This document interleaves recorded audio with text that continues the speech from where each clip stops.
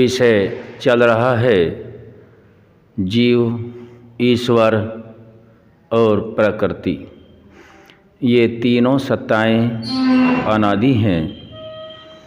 तीनों सत्ताओं के आधार पर ही संपूर्ण ब्रह्मांड चलता है। परमपिता परमात्मा सभी जगत को रचने पालने की सामर्थ्य परमपिता परमात्मा में है, और आत्मा जो परमपिता परमात्मा की बनाई सृष्टि प्रकृति से जो सत्व रज तम अपने मूल रूप में होती है, उससे अनेक साधनों को, तत्वों को, पदार्थों को बनाकर के आत्मा के लिए सृजन करते हैं। और हम सभी आत्माएं परमपिता परमात्मा की बनाई सृष्टि से जो हम सभी को यह शरीर रूपी साधन उन्नति के लिए मिला है, इसका ज्ञान हमें ईश्वर की वाणी वेद और ऋषियों के ज्ञान के अनुसार महर्षि दयानंद सरस्वती जी ने दिया है, जिसको हम प्राप्त करके उन्नति को प्राप्त कर सकते हैं। अभी तक हमने सभी आत्माओं ने परमात्मा की दी हुई शक्तियों को कुछ जाना है और आगे जानने का प्रयास करते हैं। जैसे परमात्मा ने हम सभी को ज्ञान की इंद्रियां भी दी हैं, इनमें हमने अभी तक जो जाना है चक्षु इंद्रिय के बारे में जाना है, और जो नासिका है गंध ग्रहण करने वाली घ्राण इंद्रिय, इसको जाना है, और श्रोत्र इंद्रिय जो कान में रहता है, इसके विषय में जानकारी प्राप्त की है। यह जानकारी हम सभी को अवश्य होनी चाहिए, क्योंकि हम सभी के पास जितने साधन मौजूद हैं, उन साधनों का किस प्रकार से हम प्रयोग करें, उन साधनों का प्रयोग करते समय हमें किन बातों का विशेष ध्यान रखना होता है, ताकि उनका प्रयोग करते समय हमारे अंदर अविद्या, हठ, दुराग्रह, अहंकार, स्वार्थ, लोभ आदि और मन की जो दुर्बलताएं हैं, मल विक्षेप आवरण न पनपने पाए। इस विज्ञान को जानकर के ही हम इन बुराइयों से छूटकर अच्छाइयों की ओर अग्रसर हो सकते हैं। आज का जो इंद्रिय हम ले रहे हैं, आज की इंद्रिय चौथे नंबर की है, जो रसना इंद्रिय के विषय में हम जानने का प्रयास करेंगे।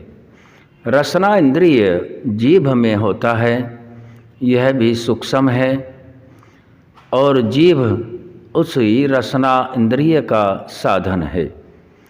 रसना इंद्रिय स्वयं कार्य नहीं करता, मन के आदेश से कार्य होता है।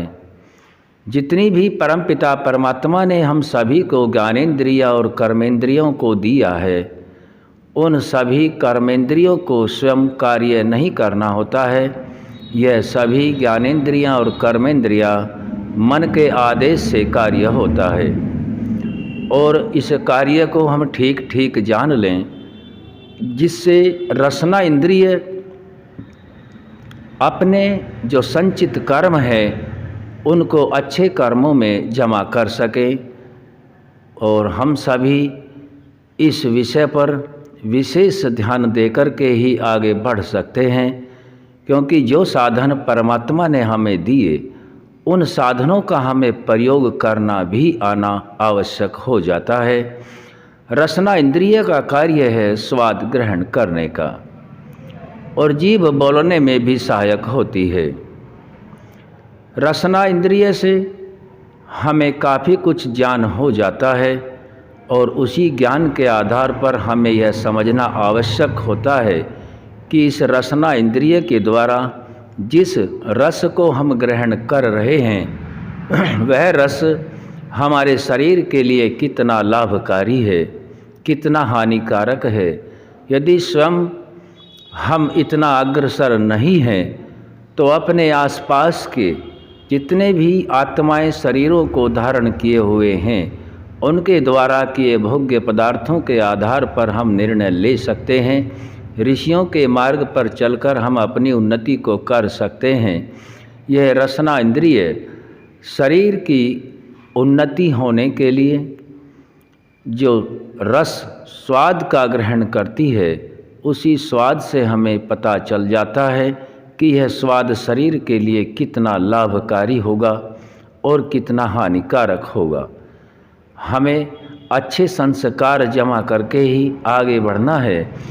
परमपिता परमात्मा की असीम कृपा से अनंत सामर्थ्य से जो साधन हमें दिए गए हैं, इन साधनों का जैसा हमारे मन में विचार होता है वैसा ही हम वाणी से करें और फिर ठीक वैसे ही शरीर से इसका प्रयोग करें। तभी ये इंद्रियां जो सूक्ष्म रूप में रसना इंद्रिय जीभ साधन में मौजूद है तभी यह सार्थक होता है। और इन इंद्रियों के माध्यम से हम अपने संस्कारों को अच्छे बुरे पाप पुण्य लाभ होने या हानि होने के रूप में जमा करते रहते हैं। इनका हमें ज्ञान होना है कि हम सभी आत्माओं का उद्देश्य प्रकृति में लिप्त होकर के शहद की मक्खी की तरह उसमें डूबना नहीं होता है। जैसे मक्खी शहद का रस का स्वादन तो करती है, इसी प्रकार से हम सभी आत्माओं को इस प्रकृति से मिलने वाले सभी ऐश्वर्यों का लाभ तो लेना है, लेकिन इसमें फंस के नहीं रह जाना है। इसमें परमपिता परमात्मा नहीं फंसते हैं। हम सभी आत्माओं की उन्नति के लिए यह एक साधन के रूप में, ज्ञानेंद्रिय के रूप में जो शरीर साधन रूप में दिया है, इस साधन का हम कैसे प्रयोग करें, किस प्रकार से आगे बढ़ें, इसमें बहुत से तत्व हैं। जितना जहाँ तक जिसकी जैसी जानकारी हो जाए उसको वैसे ही धर्मानुकूल कर्म में प्रयुक्त करके आगे बढ़ने का नाम वेदानुकूल मार्ग पर चलने जैसा होता है। हम प्रातः और शाम अपने शरीर को साधन रूप में मानते हुए आत्मा को नित्य और परमात्मा इन दोनों को नित्य चेतन सत्ता मानते हुए अपने जीवन के जितने भी नित्य कर्म धर्मानुकूल हैं उनको करते जाएं और सर्वोपरि परमात्मा को मानकर के प्रातः और शाम दोनों समय कम से कम परमात्मा का उसी शुद्ध चेतन स्वरूप के ध्यान को करते रहें, ताकि हम सब भी शुद्ध चेतन स्वरूप को प्राप्त हों और परिवार, समाज, राष्ट्र और विश्व में एक मुख्य संदेश सार्थकता का जाए, जिससे सभी प्राणी मात्र का कल्याण हो। और यही परमात्मा का भी प्रयोजन है, क्योंकि हम सभी परमपिता परमात्मा की संतानें हैं और कोई भी पिता अपने पुत्र को दुख में नहीं देखना चाहता है। परमात्मा ने अपना ज्ञान दिया और आत्मा को उन्नति करने के लिए यह सबसे सुंदर, बहुमूल्य, सबसे उच्च कोटि का साधन मनुष्य के शरीर के रूप में दिया। इसका प्रयोग हम ऋषियों के मत के अनुकूल और अपने विवेक से करके आगे बढ़ते रहें, धर्मानुकूल कर्म करते रहें। विवेक का अर्थ है कि सत्य असत्य को जान करके आगे बढ़ें। हमारा कर्तव्य क्या है और अकर्तव्य क्या है, कर्तव्य को करते जाएं और जो अकर्तव्य है उससे अलग रहें। धर्म और अधर्म को ठीक ठीक जान करके आगे बढ़ने का नाम वेदानुकूल चलने का नाम है। और परमपिता परमात्मा परम पवित्र और पूजनीय है, वह सर्वोपरि है, सभी के न्याय की व्यवस्था करता है। कार्य चाहे मन के द्वारा हो, वाणी के द्वारा हुआ हो या शरीर के द्वारा हुआ हो, परमात्मा इन सभी कार्यों को यथावत जानते हैं। परमपिता परमात्मा हमारे हर वक्त साथ में रहते हैं, अंदर भी और बाहर भी सर्वत्र विद्यमान है। कोई भी कर्म ऐसा नहीं है जिसे परमात्मा नहीं जानते। और परमात्मा जब यह जानते हैं, हमें यह परिजान हो जाना चाहिए तभी हम क्लिष्ट कार्यों से बच सकते हैं। उन्नति के लिए सबसे उत्तम मार्ग परमात्मा को अपने चारों ओर सर्वत्र मानना और परमात्मा का न्याय अटल है, ऐसा मान करके, विचार करके, उस पर श्रद्धा करके चलने का हमारा मुख्य प्रयोजन है। आज यहीं तक रखेंगे। ओम शम।